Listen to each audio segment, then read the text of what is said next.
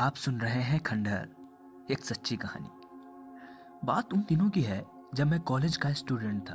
अपने कॉलेज की ओर से हम सभी कैंप के लिए एक जंगल में गए थे। हल्की ठंड थी, अतः रात में हम सबने पूरी रात कैंप फायर के साथ डांस करने, गाने आदि का प्रोग्राम तय किया। मुझे और सभी साथियों को कैंप फायर के लिए लकड़ियां इकट्ठी करने का भार सौंपा गया।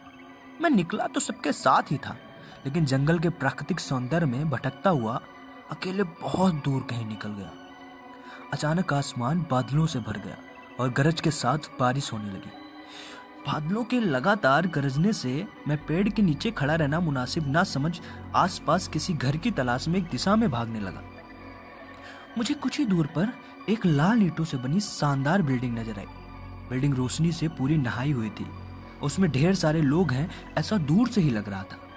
मैं तेजी से भागते हुए उस बिल्डिंग में जा घुसा और सामने से आती हुई एक खूबसूरत नर्स से टकराते टकराते बचा। नर्स ने मुझे घूर कर देखते हुए कहा, बहुत अधिक भीग गए हो, सर्दी लग जाएगी। उधर बाईं ओर एक स्टोर रूम है, वहां जाकर जो भी मिले उससे कहना सिस्टर जूलिया ने दूसरे सूखे और साफ कपड़े मुझे देने को कहा है, वह तुम्हें कपड़े दे देगा। मैं हक्का बक्का मुंह फाड़े सिस्टर जूलिया को देखता रहा। मुझे एकदम से समझ नहीं आया कि मैं क्या करूं।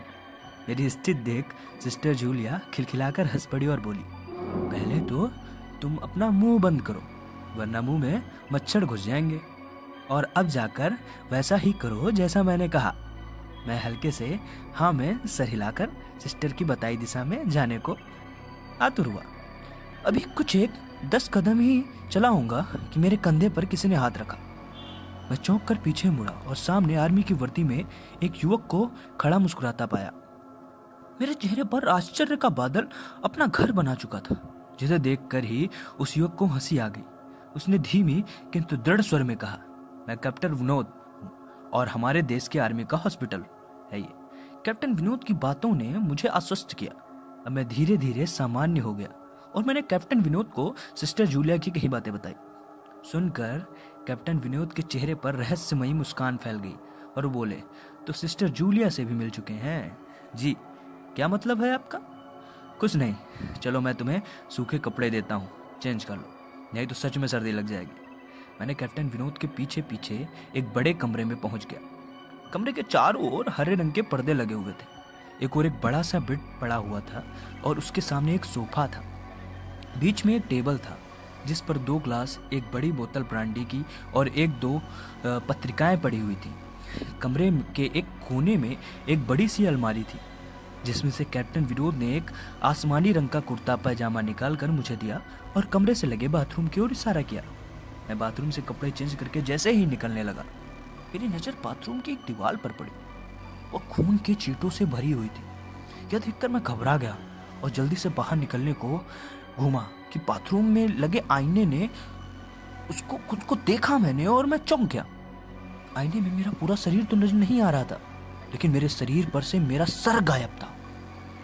मुझे डर लगने लगा। मैं हड़बड़ा कर बाथरूम से निकल गया। मुझे इस तरह बाहर निकलते देख कैप्टन विनोद ने हंसकर पूछा, क्या हुआ? अरे हाँ, तुमने तो अब तक मुझे अपना नाम ही नहीं बताया। कहाँ जाओगे? बाहर बहुत तेज बारिश हो रही है। लेकिन तुम जाना क्यों चाहने लगे अचानक, यह मैं समझ नहीं पा रहा हूँ। कैप्टन विनोद, आपकी बाथरूम की एक दीवार पूरी खून से छींटों से भरी हुई है और आपके बाथरूम में लगा आईना भी कुछ अजीब सा है। उसमें मुझे मेरा शरीर तो दिखाई दिया, लेकिन मेरा सर ही गायब था। अब मैं बिल्कुल भी नहीं रुकूंगा यहाँ, बारिश में भीगता हुआ अपने कैंप तक जाऊंगा। कहते हुए मैं कमरे से बाहर जाने वाले दरवाजे की ओर बढ़ा। रुको! तभी कैप्टन विनोद की खड़कती आवाज गूंजी, तो तुमने मुझ सब कुछ देख ही लिया है? क्या मतलब है आपका? मेरी आवाज में डर भर गया था। मतलब चाहे जो हो, तुम तब तक यहाँ से नहीं जा सकते जब तक मैं तुम्हें कुछ बता न दूं। क्या बताना चाहते हैं आप? जो आज तक कोई न जान सका, वो मैं जानकर क्या करूंगा? प्लीज मुझे जाने दो, मैं डर से रुआसा हो गया। नहीं, बिल्कुल भी नहीं, और तुम्हें मुझसे डरने की भी कोई जरूरत नहीं। सैनिक सबकी रक्षा के लिए होते हैं, मैं भी तुम्हारी सुरक्षा ही कर रहा हूँ। कैप्टन विनोद के स्वर में कोमलता थी।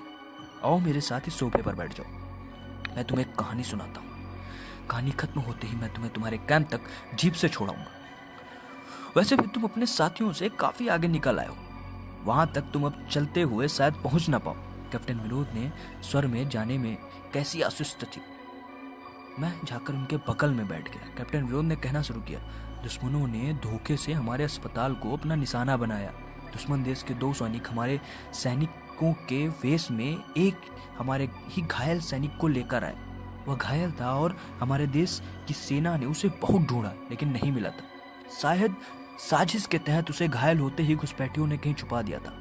अचानक अपने खोए सैनिक को अपने हॉस्पिटल में पास सभी खुश हो गए और बिना अधिक पड़ताल किए हॉस्पिटल के गेस्ट रूम में घायल को लेकर आने वाले छद्मवेशधारियों को ठहरने की इजाजत दे दी गई। अभी उस सैनिक का इलाज चल ही रहा था कि जोरों का ब्लास्ट हुआ और पूरा हॉस्पिटल एक पल में खंडहर में तब्दील हो गया। लेकिन हॉस्पिटल तो अपनी शानदार स्थिति में खड़ा है।